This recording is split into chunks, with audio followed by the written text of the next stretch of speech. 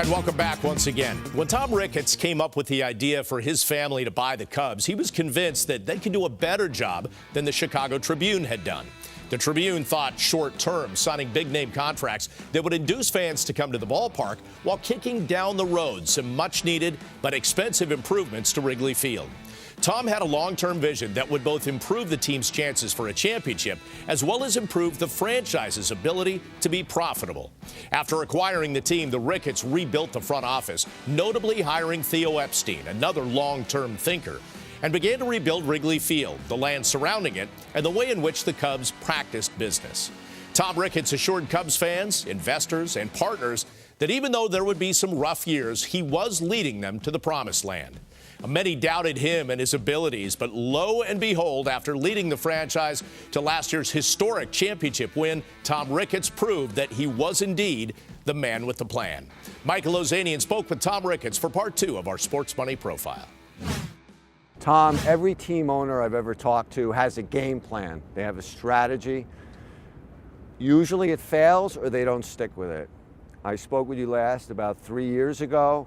You laid out your game plan. Despite several really bad losing seasons, you stuck with it, and last year the Cubs won the World Series. Why were you able to stick with it while so many other owners don't? Well, I mean, I think it's only human nature. A lot of owners come in and try to win right away. I think they want to establish credibility with the fan base by delivering a championship or wins on the front end. And, you know, if you can do it, great. But in the case of the Cubs, you know, we just weren't in a position where there was any short-term solution. There was no quick way for us to get on top, and we, you know, I think correctly analyzed it and said, like, we're going to have to build from the bottom up. And thankfully, we have great fans. They stuck with us. Thankfully, we have you know, great guys to execute the strategy, and thankfully, it all worked out. Did you ever doubt yourself? Because there were a couple of years there where attendance did fall pretty significantly. TV ratings, which are traditionally extremely high, fell dramatically. And given the $845 million you paid for the team, the interest in the regional sports network, the ballpark, there was a significant amount of financial pressure on you. Yeah, I mean, there certainly was some times where you're hoping it all works. I mean, you know you're doing the right thing, but just because you do the right thing doesn't mean you're going to get the right result. I think in our case, what helped me get through it was, number one, great guys. You know, Crane obviously running the business side and Theo running the baseball side. I mean, that gives you a lot of confidence. And then great fans. I mean, I walk around this ballpark and we were losing 100 games, and 9 out of 10 fans would say, hey, stick with the plan. We got you back. We're not going anywhere. You know, we're going to be here. Just do what you have to do to put a winner on the field. And that got me through some pretty tough years. In 2013, after the framework for the renovations of Wrigley was approved, along with the hotel and the office outside, and you were quoted as saying, you know, with this in place, we'll now have the financial resources to win a World Series. Besides that being a prescient call, the question I have is, but the Cubs always made a significant amount of money. Why did you feel you needed to get the renovations done to win a World Series? Well, the Cubs do have pretty good revenues relative to other teams in the league. We'll be in the top 5 or 6 or whatever it is. But the fact is, we also have by far the highest taxes in baseball. I mean, twice what other teams pay, the second best team pays. We have all of our own upkeep to pay. And we have no help on the stadium. We've got all the annual maintenance. We pay extra for garbage removal and traffic aids and everything else. So we have a lot more expenses than other teams have. So it's not like just because you have high revenues, you're ultimately going to have a high payroll. That's number one. Number two is for us to put a bigger payroll on the field, we had to first build a better foundation for the team to win. We had to, not only this facility, but spring training, Dominican. We had to build a bigger infrastructure on our, we have more scouts, we have a lot more technology. Like putting money into players back then would have been a bad idea. And so like, I think that, you know, the beauty of the plan, the way it all came together was, as we were building in the revenue streams we need out of the ballpark to offset some of our expenses, was about the same time that it made sense for us as an organization to start bringing up our payroll. And not only that, but we had paid off our other, paid down some of the other things we had to cover first. So, there were a lot of factors that came together.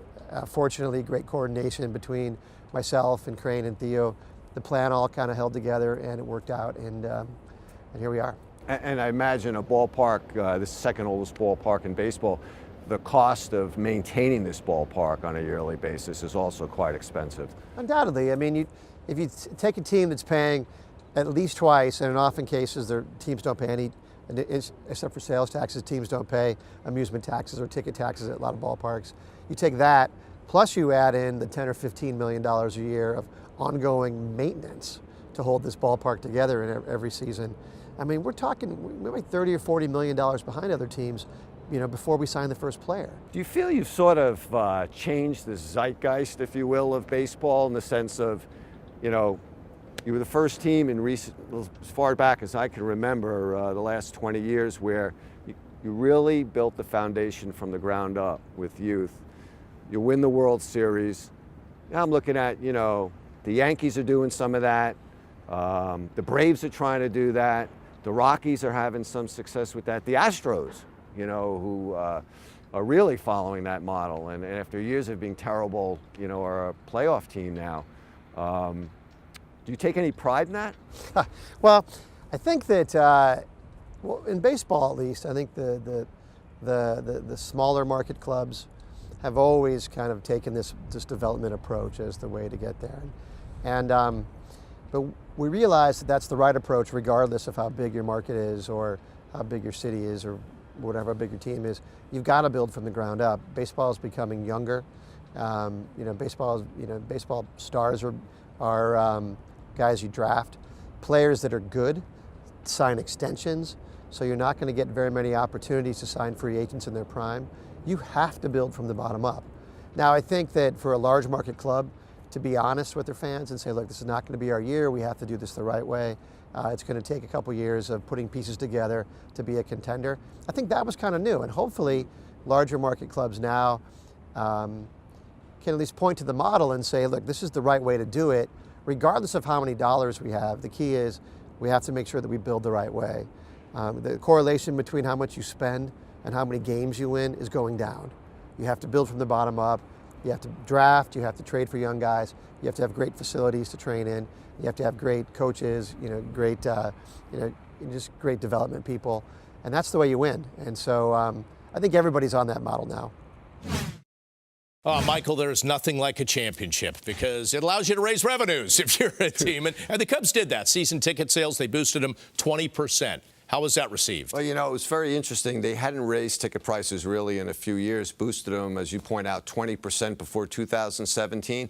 What does a World Series do for you, Bob? The waiting list for season tickets is over 100,000. That's unbelievable. And a lot of people that still want a piece of the Cubs in a variety of different ways to get into the ballpark. We've seen some of the changes in terms of the rooftops in the outfield, and they're making renovations around Wrigley Field. But there's still more changes to come. How is that impacting the ball club? Well, by 2020, they're going to add 4 club sort of party areas, if you will. And they already have over 1,000 people putting down $500 to get on the list to be able to pay to be part of those clubs. So you're really going to see the monetization of the success of winning the World Series over the next few years. And, of course, the big thing happens, after 2019, right, when they get their new TV deal. So there's going to be a lot of money flowing into this team over the next few years, This Bob. is all part of that long-term vision. Now, you mentioned the TV deal. When they originally acquired the Cubs for $845 million, it was for the team and a piece of the regional network. What's it all worth now? Right. You're not going to believe this, but conservatively, I'd say around $3 billion. That is a great return of your investment, right? Yeah, and you know what? No one begrudges them because they won the World Series.